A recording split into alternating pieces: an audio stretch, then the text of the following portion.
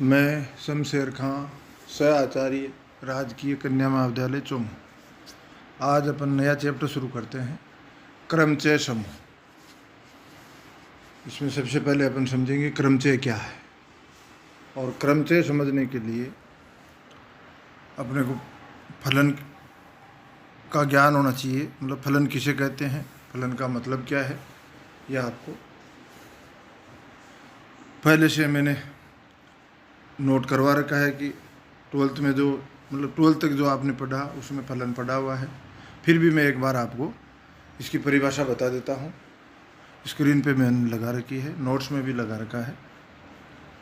फलन माना x तथा y दो क्रमागत माना x तथा y दो समुच्चय हैं जो एक नियम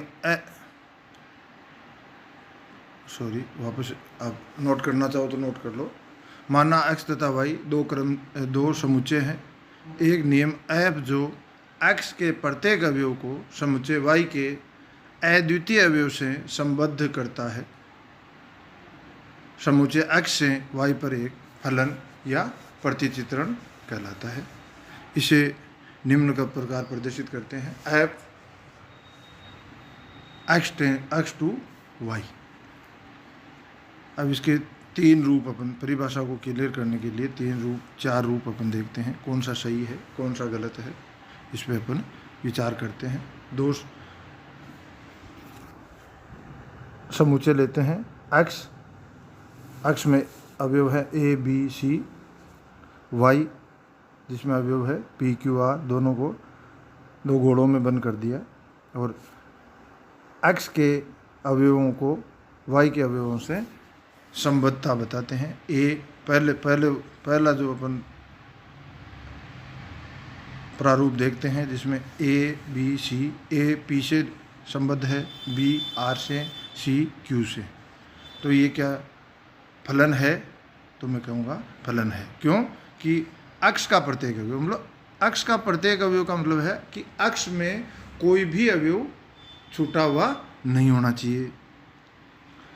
y में अवयव छूटा हुआ हो सकता है, पर x का प्रत्येक अवयव मतलब x के प्रत्येक अवयव का y के अद्वितीय अवयव से x का प्रत्येक अवयव y के अद्वितीय अवयव से संबद्ध होना चाहिए। तो x का प्रत्येक अवयव तो इसमें a b c तीनों अंगेज है, और तीनों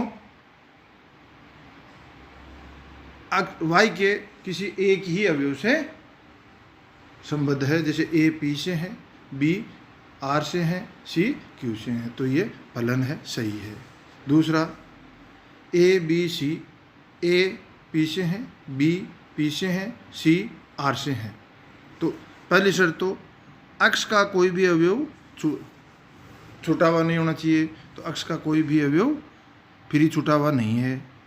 x का प्रत्येक अवयव y के अद्वितीय अवयव से संबद्ध है। y के अद्वितीय अवयव से मतलब a p से संबद्ध है, मतलब a के अवयव से संबद्ध है, b p से संबद्ध है, पर p मतलब b a के अवयव से संबद्ध है, c r से है, इसका मतलब c a के अवयव से संबद्ध है। तो कुल मिला के x का प्रत्येक अवयव y के अद्वितीय अवयव से संबद्ध है, इसका मतलब ये फलन है, सही है। तीसरा प्रारूप देखते हैं, a b c, a p से संबंध है, a q से संबंध है, मतलब a y के दो अवयव से संबद्ध है, अद्वितीय अवयव से नहीं, दो अवयव से संबद्ध है, इसका मतलब ये फलन नहीं है, तो ये गलत हो गया।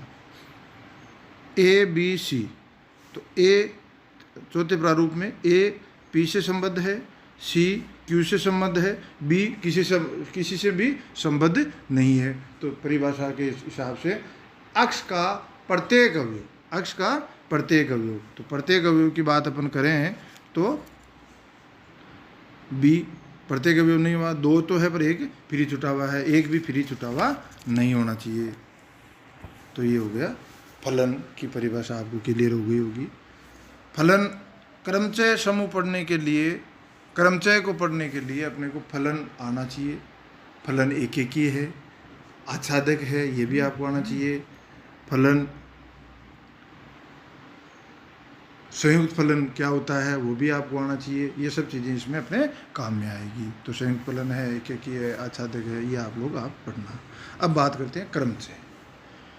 एक परिमित समूह S से उसी पर स्वयं S पर प्रत्येक एककी आच्छादक प्रतिचित्रण को क्रमचय कहते हैं। मतलब S से S पर कोई फलन है, प्रतिचित्रण है, वो क्रमचय कहलाता है।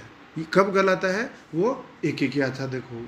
तो S से स्वयं S पर परिभाषित कोई फलन यदि एककी आच्छादक है तो वो कहलाता है क्रमचय कहलाता है। संकेतन में भाई क्रमचय को अपन लिखते कैसे हैं? बार बार उसी को काम मिलेंगे वैसे ही लिखेंगे। तो संकेतन की बात करते हैं तो एक समुच्चय लेते हैं S, जिसमें अवयव लिए A1 A2 dash dash dot dot dot AN। n अवयवों का एक समुच्चय है जिस पर f एक क्रमचय है। तो f A1 A2 A3 AN ऊपर की पंक्ति में लिखेंगे। A1 के नीचे उसका प्रतिबिंब, मतलब f के संगत f A1 का मान क्या है वो A1 के नीचे आएगा, f A2 का मान क्या है वो A2 के नीचे आएगा। इस प्रकार इसको इस संकेतन में लिखते हैं जो आपको स्क्रीन पे दिख रहा होगा। समान क्रमचय एक ही परिमित समुच्चय S पर परिभाषित दो क्रमचय f तथा g बराबर कहलाता है यदि f(x) = gx। मतलब f के साथ x लगाने पे जो मान आता है, x का f के अंतर्गत जो प्रतिबिंब है वही मान g के साथ x लगाने पे, मतलब g का x के साथ जो प्रतिबिंब x का g के अंतर्गत जो प्रतिबिंब आता है वो दोनों बराबर होने चाहिए। तो f(x) = gx for all x belongs to S।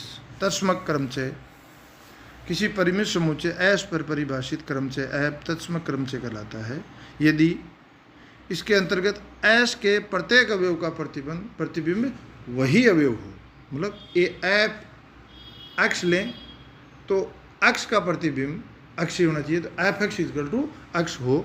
मतलब जैसे अपन ने ये क्रमचय लिखे हैं तो ऊपर लिखे 1 2 3 4, तो दूसरी पंक्ति में भी 1 के नीचे 1, 2 के नीचे 2, 3 के नीचे 3, 4 के नीचे 4, तो वो क्रमचय क्या कहलाता है? तत्समक क्रमचय कहलाता है, जिसे अपन I से प्रदर्शित करते हैं। क्रमचय गुणन माना f तथा g किसी परिमित समुच्चय S पर घात n के दो क्रमचय हैं।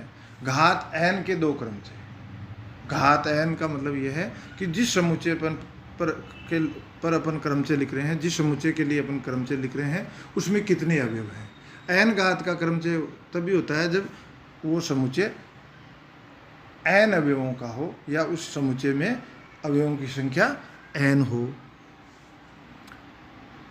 तो एक बार वापस शुरू से बोलता हूँ। माना f तथा g किसी परिमित समुच्चय S पर घात n के दो क्रमचय हैं। f और g दो क्रमचय हैं। किस पे है? S पर है। तो क्रमचय गुणन f g से तात्पर्य संयुक्त फलन f o g होता है, अर्थात f gx = f o gx = f o gx for all x belongs to S।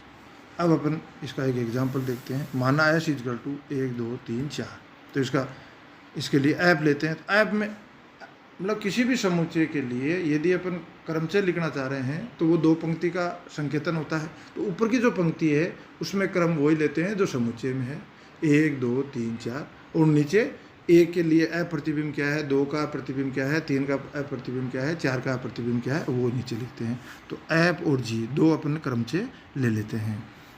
अब अपन इनका गुणन निकालते हैं। तो उसके लिए अपन क्या करते हैं, एफ जी 1 के लिए ले देखते हैं। तो एफ जी वन को मतलब F O G one is equal to F G of 1, G 1 का मान 4 है तो एफ 4 का मान 2 है। इस प्रकार F G 1, F G 2, F G 3, F G 4 ये निकाल लेते हैं। फिर ये संयुक्त दोनों क्रमचयों का गुणन भी एक क्रमचय होता है। तो एफ जी इजकल टू क्या होगा, वही ऊपर तो वही 1 2 3 4 लिखेंगे, नीचे एफ जी 1 क्या है का मान क्या है 2, एफ जी 2 का मान क्या है 4, एफ जी 3 का मान क्या है 3, एफ जी 4 का मान क्या है 1। तो ये हो गया इसका क्रमचय गुणन। तो क्रमचय गुणन एक्चुअल में क्या होता है, दोनों क्रमचयों का संयुक्त फलन, एफ और जी का एफ ओ जी।